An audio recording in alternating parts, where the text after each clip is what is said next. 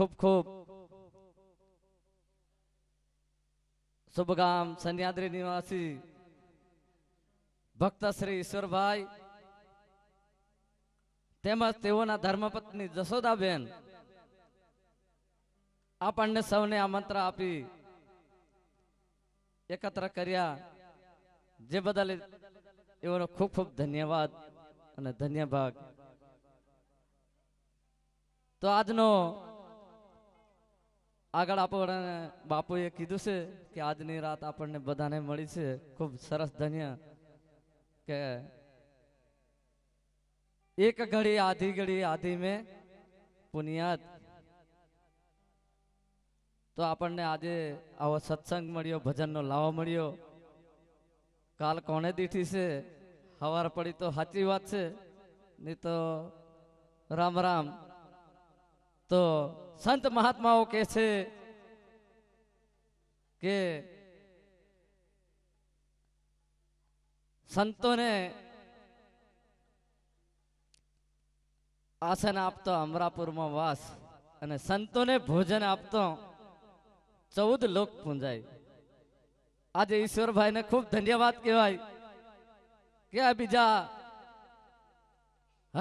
હરખ શોખના ઘણા મંડપો બંધાય અને વરઘોડા થાય.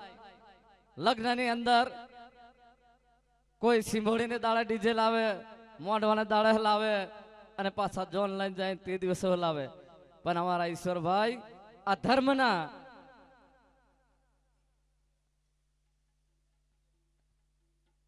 નિભાવવા માટે અને ધર્મને આગળ ધપાવવા માટે અને આપણા ચેલાવાડા નિવાસી જયંતિદાસ બાપુ એઓનો ખૂબ ખૂબ ધન્યવાદ કહેવાય.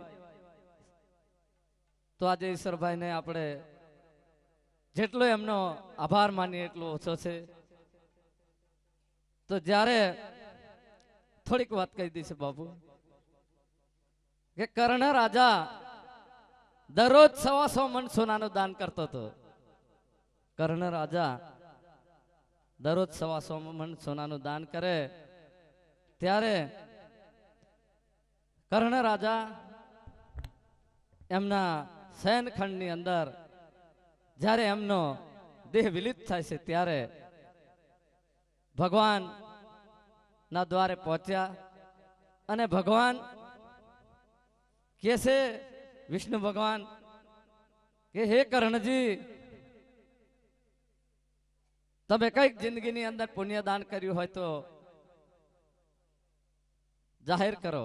ત્યારે કે છે કે પ્રભુ, હું તો રોજ 125 મણ સોનાનું દાન કરતો હતો, પણ અન્નનું દાન હું નથી કર્યું.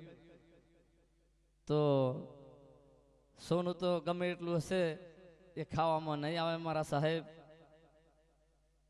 તો પુણ્યદાન, આ અન્નદાન મોટું છે. તો ઈશ્વરભાઈને ખૂબ ધન્યવાદ છે.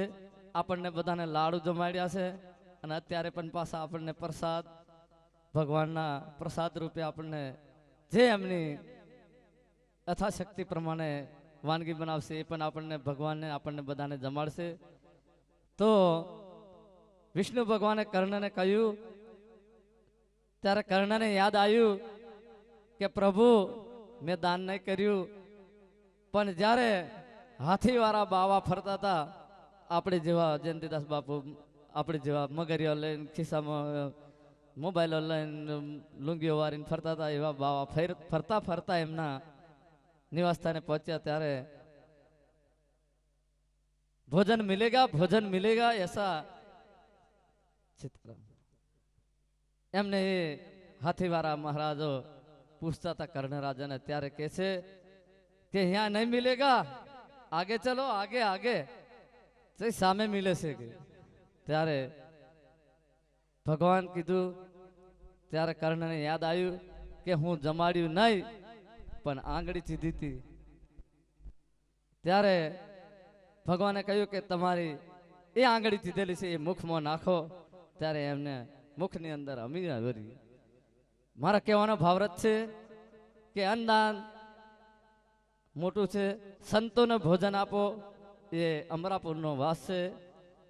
14 લોક પૂંજાય એવું સંતોનું કહેવું છે, આપણા ખિસ્સાનું કહેવું નથી. તો તો આ પ્રસંગે ઈશ્વરભાઈને ખૂબ ધન્યવાદ અને આપણા જયંતિરામ બાપુનો પણ ખૂબ ખૂબ ધન્યવાદ. આપણા કલાકાર મિત્ર શ્રી ધરમદાસ ખૂબ આપણને મોજ કરાવી અને હજુ પણ સમય છે આપણી પાસે. બાપુ પણ આપણને મોજ કરાવવાના છે. તો આપણે અત્રે થોડુંક આપણે જબુગામથી પધારેલા આપણા ભૂદેવ શ્રી મહારાજ શ્રી ગુરુ મહારાજ